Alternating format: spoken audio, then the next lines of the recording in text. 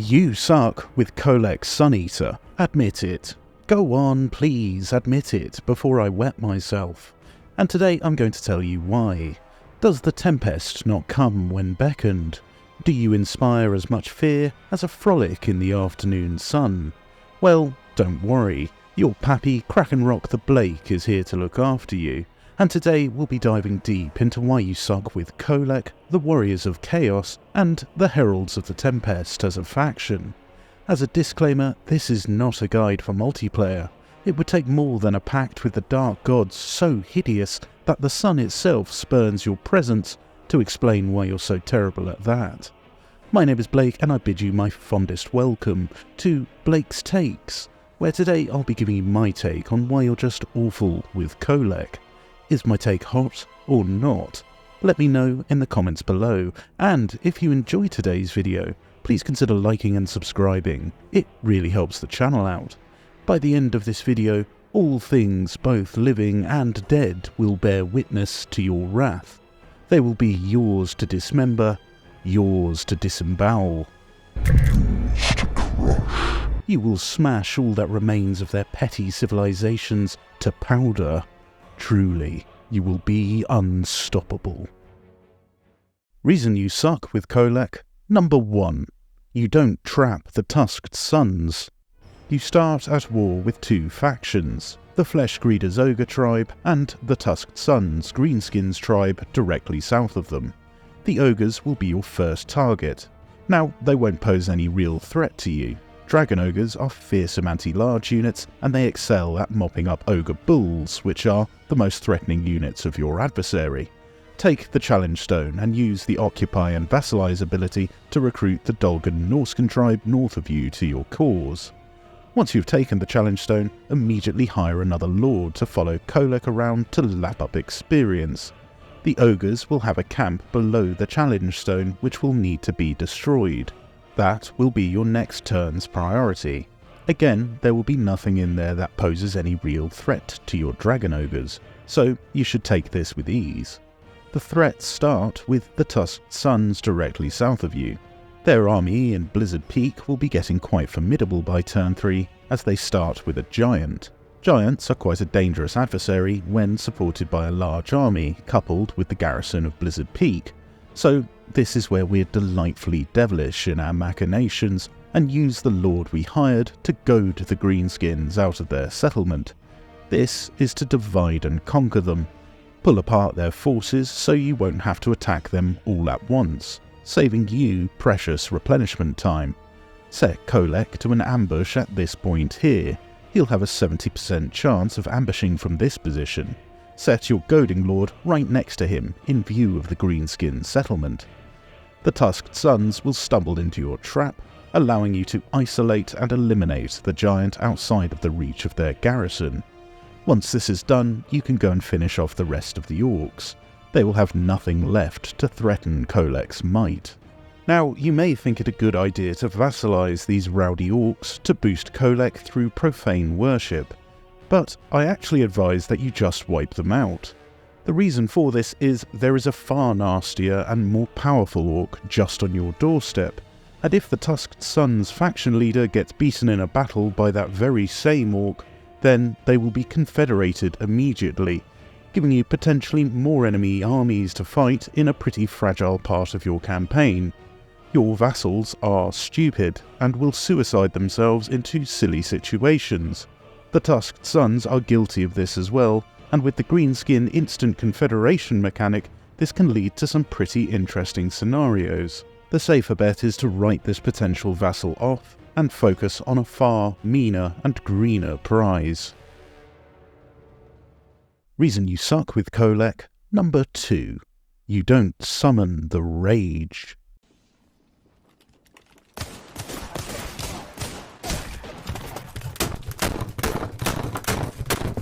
No, not that rage. These guys. As the big daddy of Dragon Ogres, you get access to the Summoners of Rage Regiment of Renown from turn 1, once you've captured the Challenge Stone, and you should absolutely pick these guys up to help you flatten your early game enemies. Not only is it another pack of dangerous dragon ogres to further bolster your forces, which Kholek buffs quite nicely with his passive abilities, but they can also drop a chain lightning vortex spell onto the enemy. An extremely dangerous spell which you have absolutely no right having this early into the campaign. It decimates units of infantry and will be invaluable for clearing up your first enemies.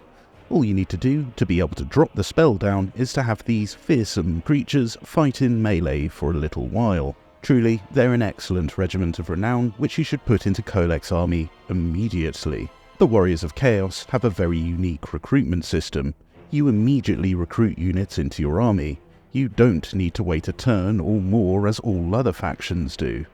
Now, regiments of renown I often save purely for emergency armies with other factions, but with the Warriors of Chaos you really don't need to have them in reserve like this. This is because, number one, you can immediately recruit other units and gifted units, more on them later, into your army, and number two, your garrisons are extremely strong and very defensible for your territories that actually matter, your dark fortresses. So, the Warriors of Chaos are actually the only faction where I endorse utilising regiments of renown to bolster your regular ground forces, and not to save them for emergency situations. Chaos regiments of renown are very potent, and as your starting Chaos armies can be quite fragile with marauder spam and trolls, these regiments can really help you anchor an army with some fantastic units.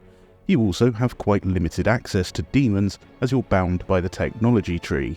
You won't be able to recruit greater demons of a pantheon until you've gone quite far down their respective tech line. So utilising the regiments of renown is a great way to get some heavy hitters into your arsenal, which typically won't be available to you until much later into the campaign. So remember, pick up the Summoners of Rage early for Kholek's army. You can grab them from turn 1 once you've occupied the Challenge Stone. They'll be invaluable in taking out large infantry formations with their Lightning Vortex spell, and as you'll be going up against a lot of greenskins, this will be extremely useful in dealing with them. Speaking of which, reason you suck with Kholek, number 3. You don't govern Grimgor. You've taken the Challenge Stone, and now you have a vassal under your belt. Where should we go next? I hear you cry. Well, as you probably guessed by this title card, you should now head over to the meanest and greenest orc this side of the River Ruin and give him a good seeing to. Oh my! Now, the land in the Mountains of Morn is terrible. There are no dark fortresses for you to take. Why are we beelining for Grimgor, Blake, you great ape? Lower your pitchforks, folks, and hear me out. Grimgor and his Ard boys are a naturally hyper-aggressive faction. I haven't seen a campaign in Warhammer 3 where Grimgor doesn't burn, pillage and loot his way across the map like the once and future git he truly is. What is so curious about Grimgor is this behaviour remains even after he's been vassalised. Now you and Grimgor can do what you do best, and that's bully all of your neighbours. You got mail, baby! Whoa! To be honest, I wish I had 10 Grimgor Ironhides on Team Tempest. Unlike all of your other vassals, Grimgor will continue to hire dangerous armies and carve out a lovely empire of the nations you have unleashed him on, all of that land bringing you in delicious revenue. Simply declare war on enemies and Grimgor will get to work for you. He truly is the best. It's free real estate. However, there are 2 considerations to make when using your new attack dog. Firstly, Grimgor will still invade and take dark fortresses, like Shangyang here, and once he's in there, there's no way for you to reclaim it other than declaring war on him. It'd be nice in the future if CA adds a demand territory button from your vassals so you can manage this a bit better, but in the meantime you'll have to watch what territory he is taking so that he doesn't occupy these sites. Any territory you occupy will either be a level 1 worthless settlement or another dark fortress and therefore not worth swapping, so you'll have to pay him an absurd amount of money or go to war with him to get the settlement back from him. Secondly, he will continue to crump your enemies until they are fully destroyed. This isn't a good thing, believe it or not.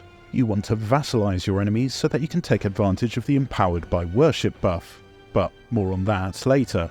So you need to be vigilant of how many settlements your enemy has when you're at war with them.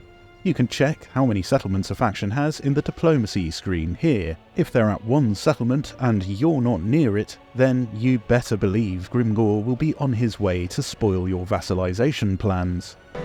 Oh boy, here I go killing again. But how do I beat Grimgor and subdue him into my loyal attack dog? I hear you cry. Well, firstly you want to get Starcrusher, Kholek's one and only quest artifact, which becomes available to you once Kholek reaches rank 7. This is an excellent weapon for Kholek, and if you summon the Rage as I told you in Reason 2, then the fight to get it shouldn't be too hard. Recruit the gifted Hell Cannon for the fight and use it to attack the Blackhawks in the Greenskins' initial force. Interestingly, my Greenskins decided to stand still and take the majority of my Hell Cannon's shots and a few spells, but that suited me just fine. I'm certain that Creative Assembly is hard at work fixing these AI issues to ensure that all battles are challenging in the future. Oh, I'm at work right now. That's right. I'm at work. I'm getting paid to be at work. Okay. Beat the Greenskins and then a contingent of vampire flyers will show up. They're mainly bats, which will get killed easily enough. It's the Terrorgeist which you need to get your Dragon Ogres and Kholek to deal with. Finally, another group of vampire infantry will descend on you. They also have some Hex Wraiths and some Crypt Horrors. Get your mage to fire a few fireballs at the vampires to provoke their fast movers into charging you. They'll be split up from the main body of their force, so you can easily clear out the remnants. My advice is to play this defensively. Keep your units together and provoke the enemy into charging you by utilising the Hell Cannon and your wizard's offensive spells. Starcrusher, or as I like to call it, War Crusher, is perfect for dealing with your orky neighbours. It has great buffs to your melee attack and weapon damage, and the active ability Starcrusher is a fantastic steroid to your already gargantuan weapon strength. Nice. This will allow Kholek to go toe-to-toe with Grimgor when the time comes. Now, fighting Grimgor is actually quite straightforward if you attack him this early in the campaign, but it's probably one of the more unique strategies I've used. Simply declare war on him, set your Goading Lord up and set Kholek to an ambush next to him. Grimgor's natural aggression will be his downfall as he beelines over to your juicy little morsel of a lord. If you're very lucky, he'll come over via the underway stance, allowing you a nice underway interception battle which will fully wipe out his army if he loses it. When fighting Grimgor, focus on the rest of his army to provoke army losses. Ignore Grimgor and clear out the rest of his weaker troops. Use your marauders to tie him up. Remember that Grimgor specialises in killing lords and heroes. He's not very efficient in killing chaff. Drown him in marauders as your high-tier units isolate and annihilate the rest of his forces. If you want to put a bit of damage onto Grimgor to provoke army losses earlier, cycle charge Kholek in and out. Attack him, remove yourself from the fight, then charge back in again.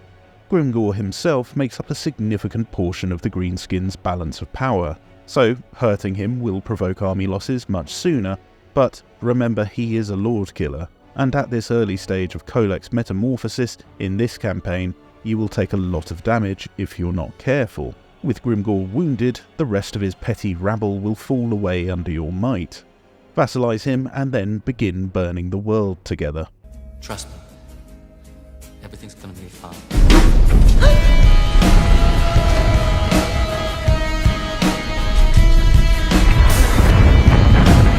So remember, Grimgor is a very potent vassal who retains his hyper-aggression despite being your client state. He should be your next priority after dealing with the Tusked Sunz. You can watch him get to work conquering and destroying the nearby factions in the Mountains of Morn, whilst you go after bigger fish in the north and the east.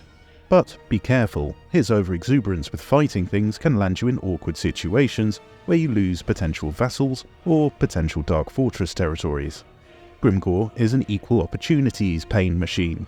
His crumping knows no race, colour nor creed, so be sure to check in on the health of any enemy he is currently battering, and steer him away from Dark Fortress settlements by either making peace with a faction or spending allegiance points to sick him on other targets. Reason you suck with Kholek, number 4.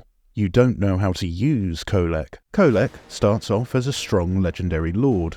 an enormous beast with crushing melee damage, and as you grow and subdue factions, you will add 5% weapon strength, mass, and armor for each faction you vassalize. Vassalize 20 factions and you'll have effectively doubled his base stats. This goes without saying that you should always vassalize factions to grow Kholek into the unkillable juggernaut that he's meant to be. But before you get to the unkillable juggernaut phase, you have to contend with the early game. Now, in the early game, Kholek is still a monster who delivers the pain, but you can't be too clumsy with him. Use him as a hit-and-run entity. Get him into fights to throw his weight around and then bring him back out to charge back in and do it all over again. Keep him on the move and you'll preserve his health much better. To aid in this chariot-esque methodology, try and equip him with the Banner of Swiftness as soon as you find one. This will massively increase his speed and acceleration, allowing him to move around the battlefield much faster. There's also a fantastic enchanted item you can equip called the Crown of Everlasting Conquest. It flies under the radar due to its green uncommon status, but this item gives a fantastic regeneration effect for Kholek and all other lords and heroes who equip it, so keep your eyes peeled for this one. Kholek has the mass and speed to activate collision attacks when he charges through infantry formations. This is where a unit will use their size as an attack, as opposed to using a weapon to strike a foe. Use and abuse this, because he'll do far more damage to multiple entity units like infantry with his thickness than he will by standing still and bonking them with a hammer. When he's attacking single entity lords and heroes, that's when you want him to stand still and bonk. Well, everyone other than Grimgor in the early game, you want to cycle charge him because he's scary. Kholek suffers from what I call first game-itis, and unfortunately his animations are just nowhere near as polished and smooth as other legendary lords of this weight class. I'm talking of course about Skarbrand, the hit-and-run master. But once you have enough vassals under your belt, your mass alone will compensate for this, allowing you to push anything out of the way and take the lunch money of whomever you choose. Your insane weapon strength will dominate any enemy in just a few hits. You'll have the health and armor to take any damage. Truly, you'll be a one Dragon Ogre army. So remember, use Kholek like a chariot when attacking infantry formations. Have him charge through their formations by attacking enemies behind them. This will activate collision attacks and do considerable damage. Equip the Crown of Everlasting Conquest for regeneration, and a Banner of Swiftness for speed when you find one. You want to vassalize enemies to increase Kholek's base stats. If you vassalize 20 of them, then you've effectively doubled your power. Reason you suck with Kholek? Number 5. You don't know which lords and heroes to take. As an undivided Warriors of Chaos faction, you have an astonishing combination of different lords and heroes which you can have leading your armies. You start off by only being able to recruit undivided heroes and lords, but when they reach level 5, you can then sacrifice souls to dedicate them to specific gods, offering you a mind-boggling array of lords and heroes which you can field on the battlefield. Now, I'm not going to tell you that you can't make every Chaos God's chosen work. They all have their own strengths and weaknesses. Some will be a better fit than others in certain scenarios, but I respect your time, so I'm just going to give you what I think are the top picks from my playthrough. For your lords outside of Kholek, my favourite is to pick up an undivided Sorcerer Lord of Death, level them up to level 5 and then transform them into a Sorcerer Lord of Nurgle. Nurgle Sorcerer Lords are my favourite because of their excellent lore of magic, the lore of Nurgle, specifically the Fleshy Abundance spell, which is an incredible healing spell, which when overcast can heal all entities within the radius of the spell effect. This synergizes very nicely with your Shaggoths and other single entity units such as Kholek himself and Giants, keeping them butchering the enemy for longer. They can also turn into a Demon Prince of Nurgle at level 20, which I absolutely recommend that you do. Demon Princes of Nurgle are my favourite because they retain the healing of a Nurgle sorcerer with Fleshy Abundance, can spam Spirit Leech on lords, heroes and monsters, all the while having the Pestilent Decay ability, a Mortis Engine effect to clear crowds whilst in melee, and the ability to drop a Purple Sun of Xerius on infantry formations. They basically have a tool for every situation, whilst also being a formidable, terror-causing flying monster. They're excellent lords in basically every field, and I highly recommend getting them. Then, for your heroes, I like to ensure every army has an exalted champion in there, primarily to boost your Marauders' experience gain, letting them eventually become Chaos Warriors and chosen faster with their training skill. I also like to dedicate my exalted champions to Nurgle as well, mainly for their Locus of Fecundity, another excellent healing ability which you can use 3 times in a fight. This, again, synergizes very well with your monstrous roster. Then, for Sorcerer heroes, you recruit as Undivided, and you can either ascend them to follow Slaanesh or Tzeentch. And I don't bother following either.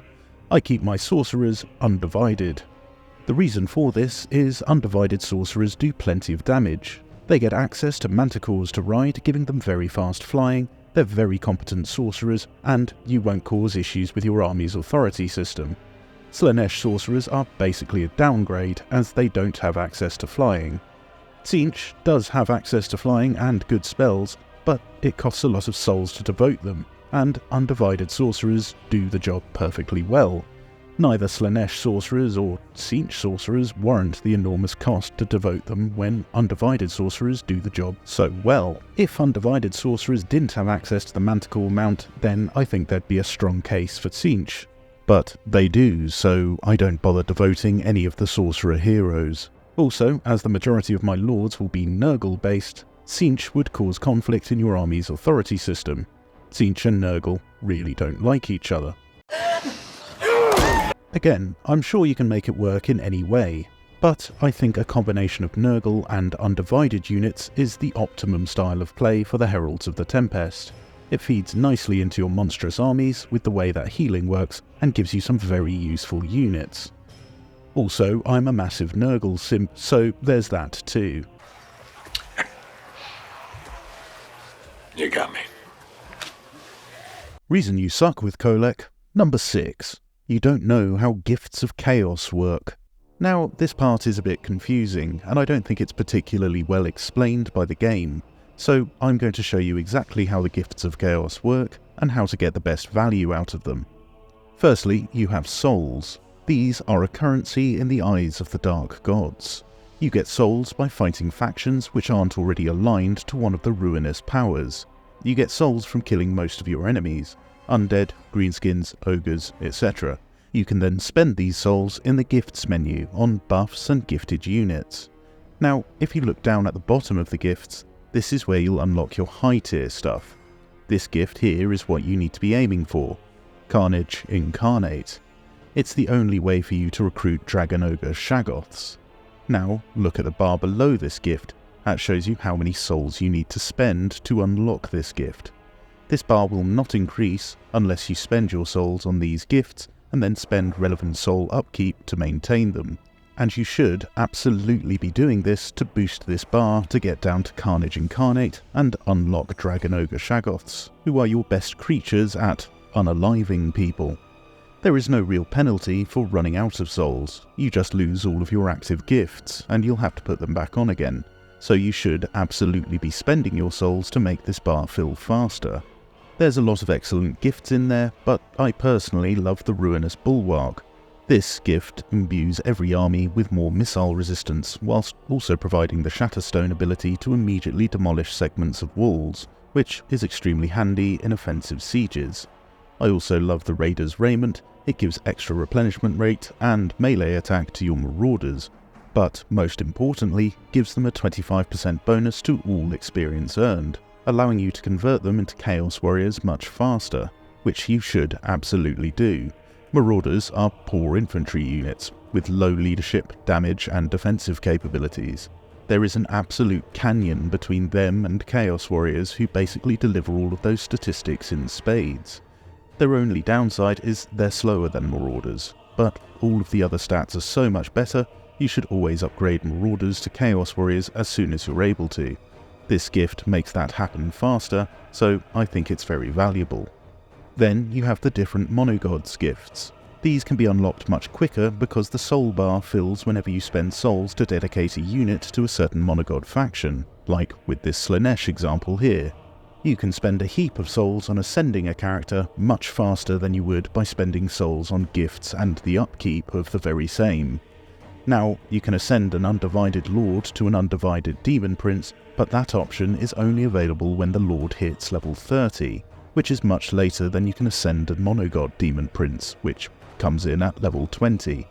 Apart from ascending a Demon Prince or spending souls on gifts and paying upkeep on them, there isn't a way for you to move this meter faster, so get spending.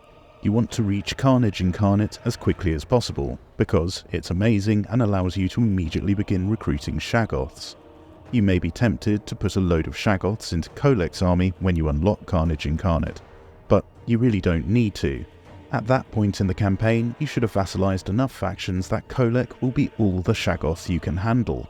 Pop your Shaggoths in other armies commanded by a Nurgle Sorcerer Lord or a Nurgle Demon Prince, and watch them slaughter the enemy whilst you heal up all the damage they take.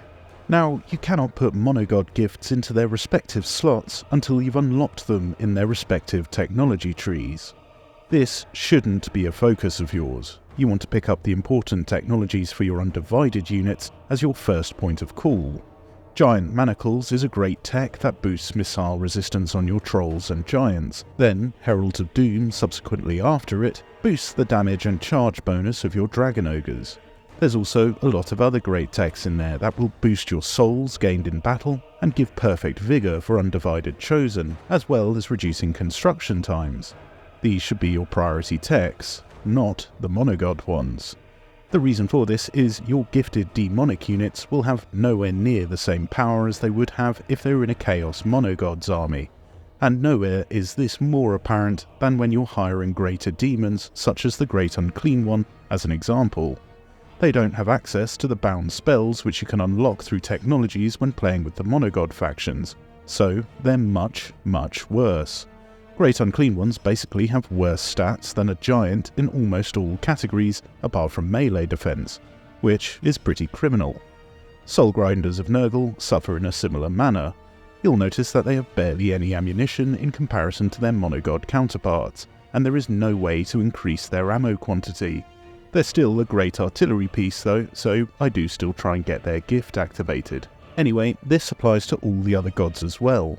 Their gifted units will all be inferior to their Monogod counterparts because your redline skills are not tailored for the unit type and you won't have access to technologies that improve them.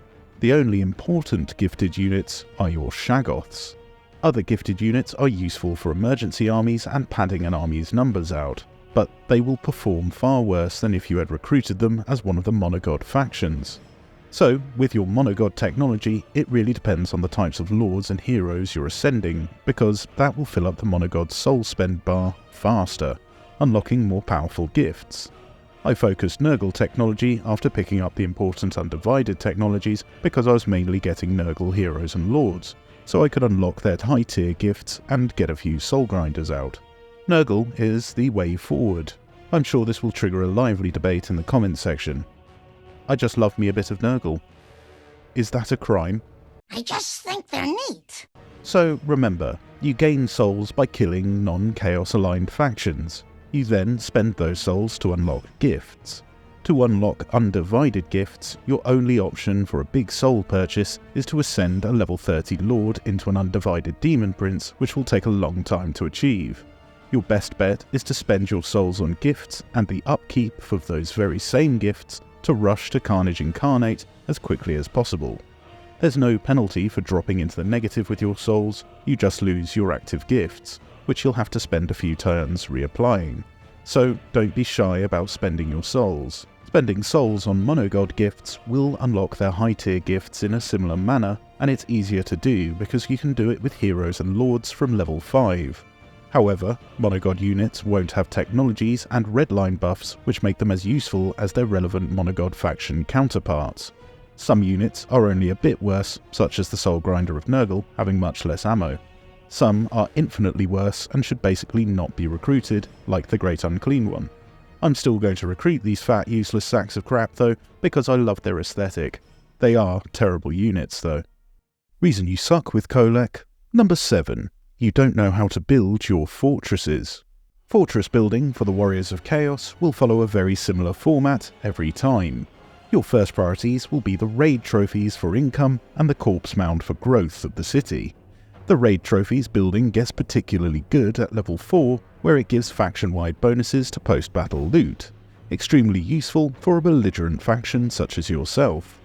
Now, when you've got your fortress up a few levels, you need to pick up a Warrior's Lodge, so you can start recruiting exalted champions, and the Chaos Shrine, so you can start recruiting sorcerers, whilst also getting a juicy 30% income modifier.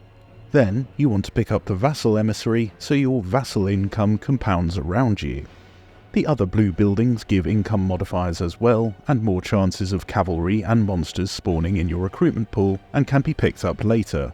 You need to start getting your heroes out as quickly as possible. Exalted Champions boost experience gain for all of your troops, which is necessary to upgrade them into better units. Sorcerers do sorcery things and burn things to a crisp for you. When you have your fortress up to tier 5, demolish the growth building unless you need casualty replenishment rate, which I highly doubt you will at that stage of the campaign.